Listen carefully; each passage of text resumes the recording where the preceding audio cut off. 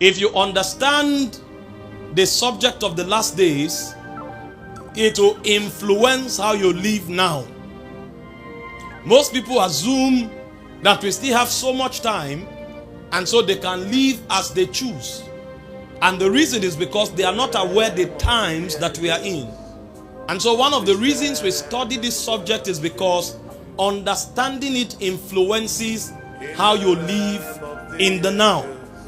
If you know where you are going, if you know what it entails to get there, and if you know the consequences of not getting there, and if you also know that you don't have much time, even demons are careful.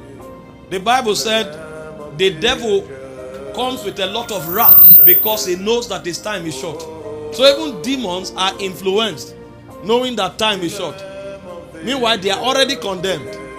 You who has a glorious destiny with God, if you are careless, it's simply because you don't understand the time that you are in. So we study it because it influences how we live today. Number two, it stirs the desire to reject evil. Because captured within the context of the doctrine of the last days are judgments for those who choose the path of iniquity. And so if you understand the end of those who live in sin or who facilitate evil, you will be careful to avoid it. So the second reason we study this subject is because it stirs the desire to reject evil completely. Number three, we study this subject because it also empowers us and fortifies us to endure trials. If you understand the times that you are in, certain things that happen to you will no longer take you by surprise. Because captured within this doctrine reveals to you some of the persecutions that believers are supposed to suffer. In fact, Peter told us not to count it as strange when we go through diverse trials. It's not peculiar to you. This is within the scope of the Christian experience.